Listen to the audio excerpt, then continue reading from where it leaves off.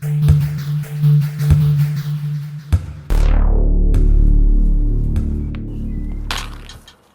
everyone, the Snowman here, and today I want to talk about the Miami Open. The draws for both the men and the women are hot off the press, and in this video we'll talk about the women. Be sure to catch my other video, though, previewing the ATP side of things.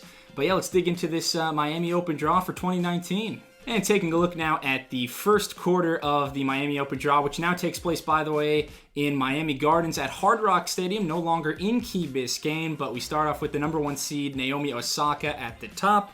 We've got Garbiñe Muguruza, Caroline Wozniacki, Sabalenka, Angie Kerber, and Bianca Andreescu, all in this quarter. So let's start off with the Indian Wells champion, the 18-year-old Canadian Andreescu, who had just a week and a half to remember out in the desert.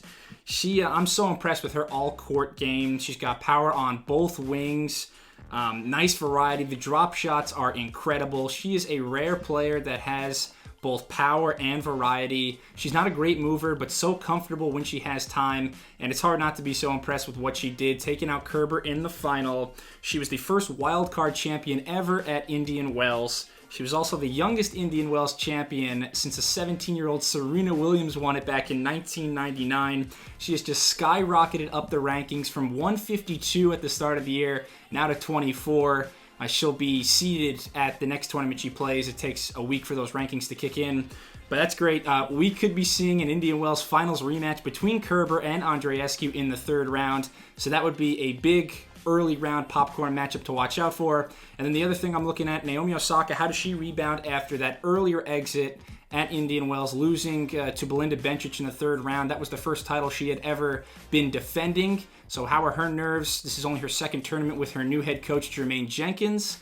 Certainly a lot of fun stuff going on in this first section. The second quarter at the Miami Open seems to be pretty wide open, just from the looks of it. The 3 seed Petra Kvitova at the top. We've also got Donna Vekic, Julia Gergis, Ash Barty, Maddie Keys, Kiki Bertens, and Victoria Azarenka. Those are some of the big names here. Azarenka coming off a tough second-round defeat at Indian Wells to Serena Williams. It was one of the best matches of the tournament.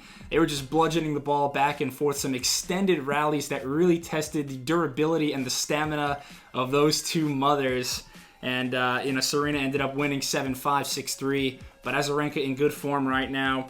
You also have Ash Barty, who's in pretty good form as well. She's 12-3 on the year, super athletic Australian player who can play any sport if she wants to. The former rugby player now, of course, has settled on tennis, but she's an incredible athlete. I really like Barty's chances or Madison Keys' chances to get out of this section. Keys has only played a couple of tournaments this year. She's played at the Australian Open, and then Indian Wells had a first-round defeat to Mona Bartel out in California, just 4-3 on the season, but pencil in Keys and Barty as potential players to make it out of this section. In quarter number 3, some of the seeded players, number 5, Karolina Pliskova, who is one of the 6 players in Miami who's going to be vying for the number 1 ranking at the end of the tournament, so she's got a lot to play for. We're also looking at the 23 seed, the 2019 Dubai champ, Belinda Bencic. We see Sevastova, Elise Mertens, Yelena Ostapenko, and the defending Miami Open champion on the women's side, Sloane Stephens, who's had the most Jekyll and Hyde form as of lately. Lost in the first round of Indian Wells to Vogele, a Swiss player. That was after bowing out in the second round of Acapulco and the second round of Sydney this year already. She's lost in the first round of major tournaments 3 times in just the last couple of years. So Sloane has been up and down. When she's gotten deep in tournaments, she's performed really well. But can she get past the first couple of hurdles? And she's got a lot of points to defend in South Florida. So Sloane's, there's going to be a lot of eyes on Sloane.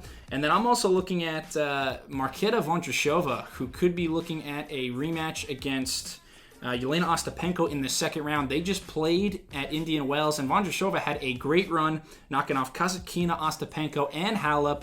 She is a great mover. Almost took down Svitolina too in the quarterfinals, but just 19 years of age. That Russian has a lot of good things ahead of her. And then Belinda Bencic, as I spoke about, the Dubai champ. Give me all of your Bencic stock right now. She looks primed to get back in the top 10 sooner rather than later. She has taken down now 6 top 10 players in the last couple of weeks. In Dubai, it was Sabalenka, Halep, Svitolina, and Kvitova. Then last week in Indian Wells, she takes out Naomi Osaka and Pliskova.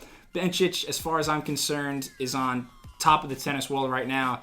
there's nobody I'm going to bet on more than Belinda Bencic. Like, she's just on fire. Now, in the final section of the draw, we have both of the Williams sisters, Venus unseeded there, and Serena, the 10 seed, who is thanking her lucky stars that she's got a much easier projected path at this tournament than Indian Wells, where she had to retire in the third round against Muguruza. I don't know if she had an illness, but just had very low energy, especially coming off of that grueling matchup in the second round against Azarenka. Serena just looked a little torn down. So hopefully she's refreshed and ready to make a run at an 8th Miami Open title. We also have the 6 seed Elina Svitolina in this section.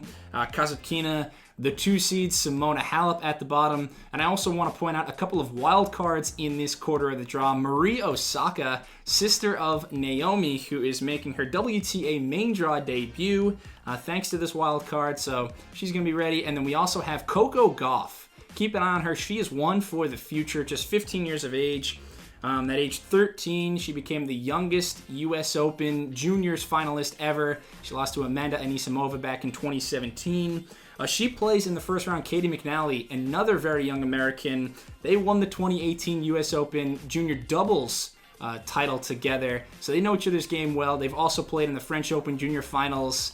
Those are two, both for the future. I mean, Anisimova, she's already 17 years of age, which seems like a grandma compared to them. She's in the first quarter of this draw, but definitely keep an eye on both Gauff and McNally. Please let me know who you've got doing well at this Miami Open. If you've got any comments, I'd love to chat about anything tennis related. Thank you so much for watching. If you enjoyed it, please subscribe to the Snowman Sports Media. Give me a thumbs up, and I'll be back very soon. Be on the lookout for my men's preview as well. Cheers.